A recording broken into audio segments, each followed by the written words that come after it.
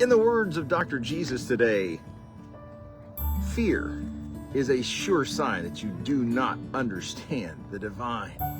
You do not understand perfect love. You do not understand who the divine is and what it means to follow the divine.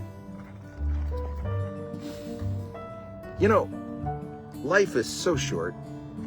At 60 years old, I can say that pretty securely. Life is so very short. Probably more of it's behind me than is in front of me now. And I'm okay with that.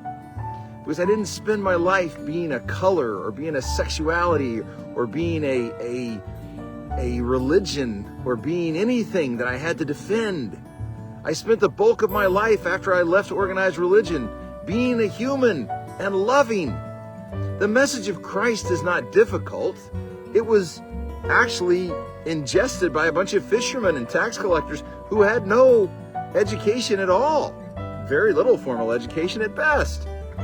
So what does that mean to you and me? It means simplify the message. It means look at it simply because it's a simple message.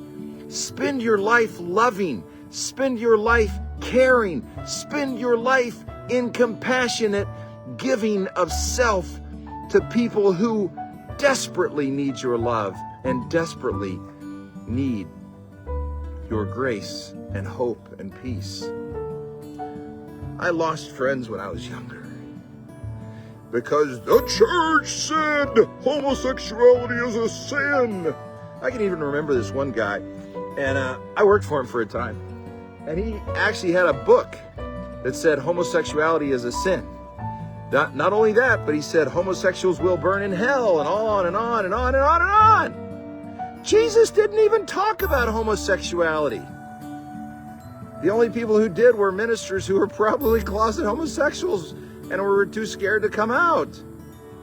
Think on that for a minute. Don't spend your life being a religion. Don't spend your life being a set of man-made beliefs that have changed from generation to generation to generation. When you spend your life there, it's nothing but an existence at best. I hope you'll think on this, and I hope you'll know that everything is divine. Even those things that we totally don't understand, like election season in America now.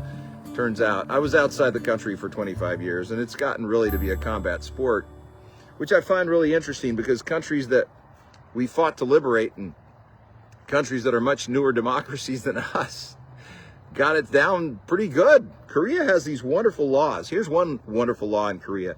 You cannot, repeat, cannot say anything negative about another candidate. You can only talk about your own platform. Imagine what would happen in America if we followed that idea. Imagine how freeing that would be. Instead of somebody just trying to fill us full of fear about the other guy, when there is no other guy, we're all one. Just the Divine 101. We're all one. We're all connected. But we have to look at the other guy and be afraid, because that way we support this guy over here.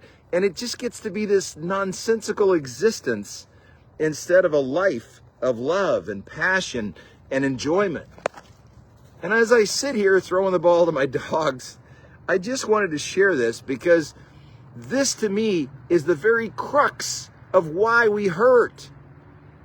We suffer because we don't see the unifying love and the unified love that's within us all of us. I don't care whether you say you're Muslim, whether you say you're Jewish, whether you say you're Greek, whether you say you're Gentile, whether you say you're Christian, whether you say you're slave, whether you say you're free. It's all that. The generation before mine, my father's generation, they were afraid over skin color.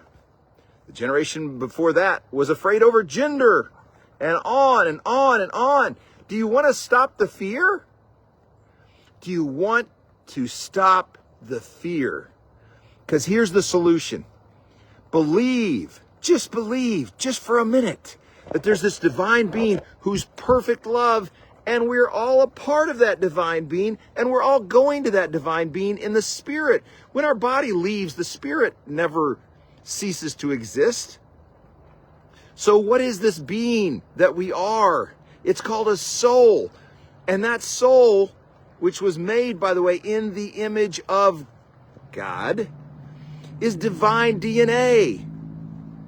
Divine DNA.